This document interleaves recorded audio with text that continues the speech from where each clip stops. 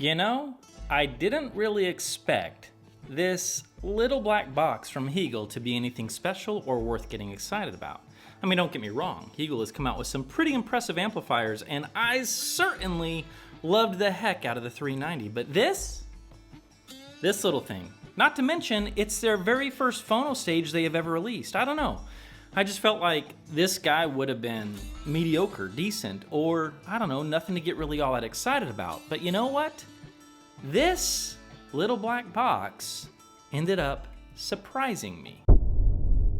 Before we dive in, this video is indeed being sponsored by Safe & Sound. While they are not responsible for sending me this phono stage, they do carry a huge selection of Heagle products, including the V10. Not only that, they also carry a ton of great turntables, cartridges, and phono accessories that are certainly worth checking out as well. With lifetime, yes, that is right, lifetime technical support, flexible payment options, and a large selection of audiophile goodies to choose from, Safe & Sound will be thrilled to get you up and running in a quick hurry. All the links that you need are down below, and please do tell them that Ron sent ya. They are awesome to work with, and they will get you rocking out in no time. So the V10 is a small and simple phono stage with a ton of well-hidden and very useful features. Taking a look at the front, it's easy to mistake this as an afterthought, given the only thing that you see is a logo and a power button. I'm working on the T's, guys. I'm working on it. However, when taking a peek at the business end, it's pretty clear that the phono is not messing around and does indeed offer a lot of flexibility. To start with, the V10 is both a moving magnet and moving coil phono preamp, equipped with single-ended RCA inputs and both single-ended and XLR outputs. Connecting the V10 is not only easy to do, but it is also very versatile. The small dip switches on the back allows you to dial in a wide range of gain, impedance, and capacitance loading for just about any cartridge under the sun, and the icing on the cake, Heagle even tossed in a subsonic filter to squash any extreme rumble or low-level distortions that you do not want invading your listening sessions. Last, taking a look at the bottom of the unit, you will find dual inputs, which is fed by a linear low-noise analog power supply. That's right, folks. The V10, while very small, is actually designed with a split or dual power mono topology, which is pretty dang cool to see that in such a small and humble package. The very first thing that caught my attention is just how quiet the V10 is. Surprisingly, regardless of what gain setting I tried when experimenting, I realized that this thing just doesn't seem to produce any noticeable self-noise, and when the music is playing, forget about it.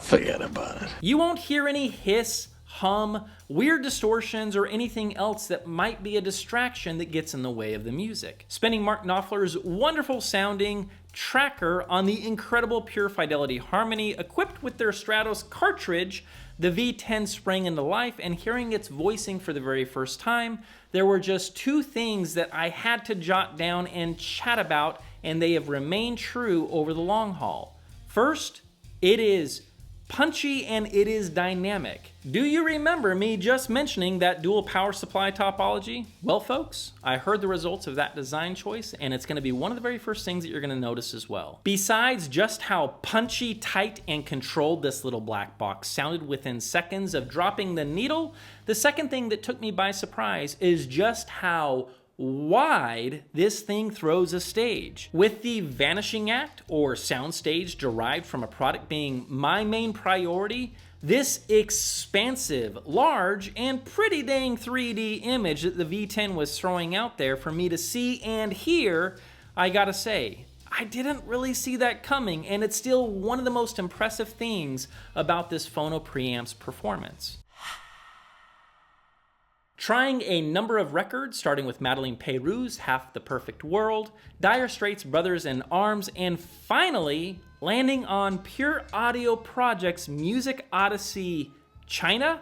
Folks, it is times like these that I wish more than anything that I could just simply teleport you into the listening session, because it was very good. And sure, I'm loaded with a ton of firepower upstream and a lot of fancy pants gear, and of course, these $8,000 Yamaha NS2000s aren't hurting, but either way, here's the point, the V10 has no problem hanging out with fancy pants audiophile gear that triples its price tag. With all female vocals, I heard clarity and precision, especially in upper frequencies, while remaining smooth and untouched of any jagged or sharp edges.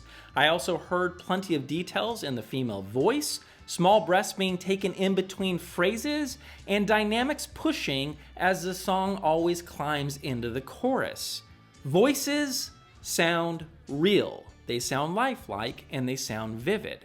With Dire Straits, the V10 sprang into action and started to throw out little nuggets of detail, reminding me that while the V10 is smooth, it's important to note that it's not boring or syrupy.